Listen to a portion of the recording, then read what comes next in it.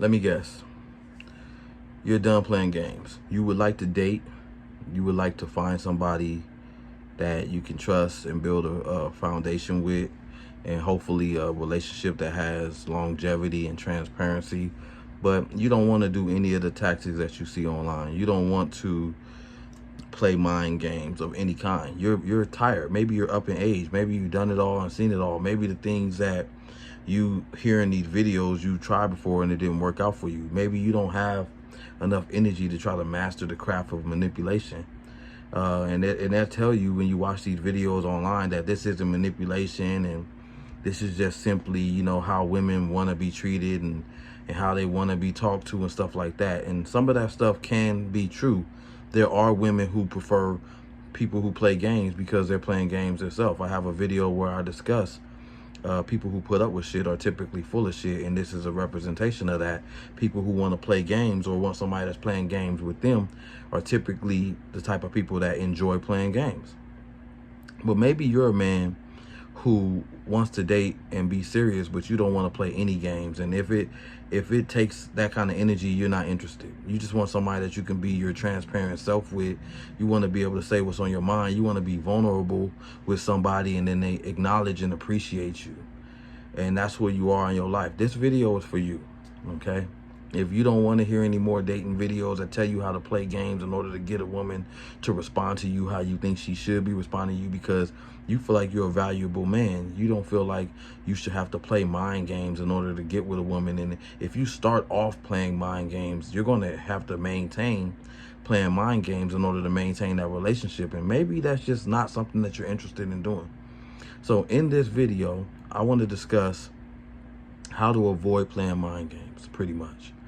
If you haven't been to my channel before, my name is Jerome, and this is Superb Word, and I like to give dating advice in a modern arena, of dating, like according to the stuff that's going on in today's world and the young generation, with all of the social media stuff that's influencing behaviors, and everyone is using each other and lying to each other and manipulating each other. But I'm gonna keep this introduction a little short, and I'm gonna jump right into it. Now, I'm not going to give you tactics or tricks or anything like that, but I will tell you this in this video. It's all about observation. It's all about your observation, the way you observe someone. That's going to tell you all the things you want to know. Sometimes asking people questions, they just, especially women, they master the art of giving you the right answer. They've been asked these questions many a times before, and they just already know what to say. The last 30 guys in their inbox had to ask them the same questions. And mainly the shift is because a lot more men nowadays are interested in serious committed relationships than women are. And there are still a pocket of women who are interested in it, but it's a little bit harder to find them because they're either at work or they're at home. They're not in the clubs twerking on their friends. They're not at the bars and getting drunk and catching DUIs. No, these women are handling business and taking care of their kids, and they're out of your reach, because unless they join an online dating site, you won't really bump into them. And if you're like me, you don't really like to bump into a woman in a grocery store while she's on the phone, whether she's pretending or not. You don't want to interrupt her conversation. It doesn't make me less assertive. I definitely like to approach women I find attractive, but at the same time, I'm not going to harass you. You know what I mean? I think it should be a more organic thing. And again, I go back to my point of the way it starts is probably what I'm going to have to do to maintain it. So I don't like playing any games. And if you are a man who doesn't want to play any games and you want to avoid playing games, but you still want to build a relationship, I'm going to jump right in it for you. One thing I want to point out right now, that unhealthy communication is something that you can tell right off the bat. And it's as simple as, how long a woman takes to respond to your text messages, or, how does she even respond to your questions or your text messages? Like, these things tell you off the top if this woman is a healthy or unhealthy communicator.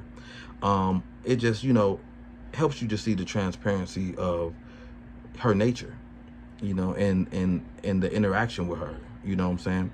So number one observation that I want you to pay attention to is observe her preferred method of communication. There are 3 ways to get to know somebody, and it's pretty universal. You can text somebody, you can call them, or you can talk to them and interact with them face to face. Maybe there's other ways you can communicate, but those are the three main ones, right? So the most effective way to communicate with somebody is face to face. That's why you'll hear a lot of dating coaches say, don't use your phone to get to know somebody. This I agree with. I wouldn't use the phone to get to know somebody. Getting to know somebody, the most effective way would be in person, in face to face. So if you spend more time with somebody face to face than you do texting them or than you do calling them, you're probably going to get to know the real version of them. Because let's be honest, in person, you can see them, you can hear them, you can touch them, you can observe their behaviors, their mannerisms, their facial expressions, and all of that stuff. It's more difficult to misunderstand what somebody is saying when you can see all of those things that go along with it, their demeanor included. Because someone can talk to you over the phone and say something and you be offended by it, but if you saw their facial expression, then it wouldn't have the same effect. So meeting someone in person or just, that makes all the difference in the communication, right? That being said, a woman could pretty much say whatever she wants to say to you via text message. It gives them an opportunity to take their time to think of an answer before responding, and most women keep their read receipts off for this purpose. They don't want you to rush them into giving you an answer or a response to certain things. And so what they do is they leave their read receipts off so that they can get back to you when they feel comfortable, which there's nothing really wrong with that, because sometimes women need to take, people in general, but I'm talking about women in this video, need to take more time to think about what they want to say. They could be trying to be transparent, or it is very easy to make up a story, tell a lie via text message, and then when you meet them in person, the energy is not the same as it was via text message. Phone calls, even, you can misconvey a message, you know what I'm saying? So, but it's a better way of communicating than text messaging, but at the same time, it's the best is in person. So how do you respond to this if you want somebody to communicate with you the most effective way? Well, it's really simple. You have to entertain the lesser the lesser ways less, like the less effective ways less. If she rather text you, don't really respond too much to the text message. Respond more to answering the phone, and respond even more than that to meeting up in person if she's ever willing to, to meet up with you, be down. And this forces somebody to get to know you the way you want to get to know them. And that's in the most effective way, which is in person. Okay. But, that is how you're going to get somebody to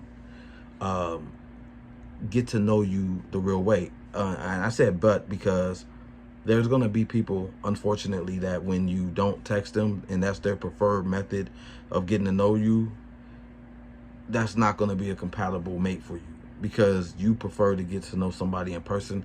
They prefer to get to know somebody via text message or just phone calls every now and then, like kind of like a pen pal situation. The dangers of trying to get to know or potentially fall in love with somebody via text messages, we've seen this show Cheaters, and these people are getting catfished. It's because all of their conversations were done via email or via text message, and they very rarely got an opportunity to see this person.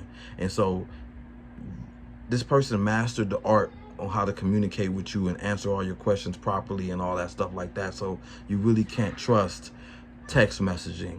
You really can't. You have to go with meeting them in person.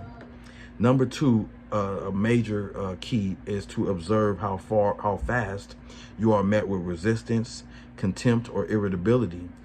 Someone who is just acting nice but really is manipulative, they will keep their nice guy or nice girl facade up, but it always drops because they had the tendency to be compulsive. So this is why meeting someone in person and being around somebody in person is very important, because when you say things that trigger them, then you can see it. It's obvious, even if it's a slight, frown, or you're paying attention to their eyebrows and how they move when they're frustrated and you tell them no. You can't see these things over the phone. They spend a lot of their time trying to maintain and contain their temper because they don't want you to see that version of them. And that is why they want to keep their distance, and they'd rather you just get to know them via text message because they can hide. But you always see the cracks, you know what I'm saying? Something as simple as you asking questions that potentially expose who they are will trigger them. Something like you not doing something or doing something the way they want you to do something can trigger them. It will trigger them. So you are able to see these things in person. How to hold this person accountable or how to respond to this situation. Always check in with your partner. Always say, hey, how you doing? Give them a fair, open floor opportunity to communicate in a healthy way.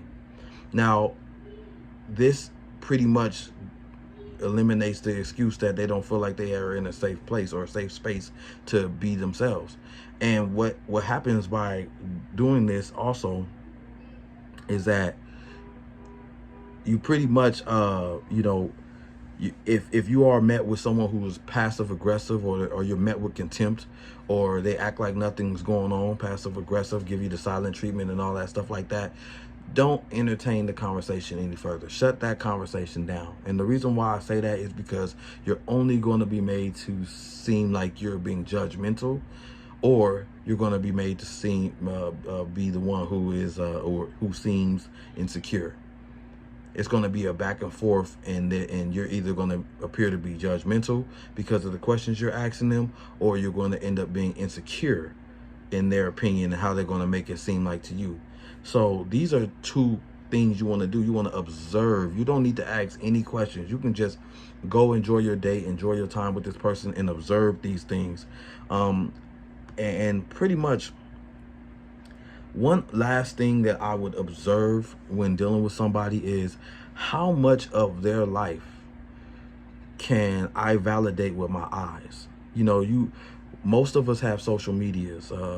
This type of person who is trying to manipulate you, or a person who's potentially trying to manipulate you, they never post on social media. You don't know where they're at, what they're doing. This goes along with keeping their read receipts off. You never know when they read your message. They stay in hiding. They're online. They see what you're posting, but you don't see or know anything about what they're posting whatsoever. And I would just ask myself that question, like, how much of their life can you see without having to find out about what they're doing because it came out of their mouth? And transparent people can post what they're really doing, what they're really eating, where they're really at on social media, and then it lines up with what they tell you they're doing and their schedule. Everything matches. Okay, so I'm gonna keep this video somewhat short today, but this is more like a video telling you what to pay attention to and observe, not questions yet. I do still owe you guys a video on how to ask questions and get the answers that you want, but this video was simply about what you should be observing in a person in order to avoid playing any kind of games. You know what I'm saying? So I hope you liked this video. If you did, please give me a like and subscribe if you haven't yet. Again, my name is Jerome, and I'll be back with you guys shortly. I hope you guys have a wonderful rest of your day. Peace.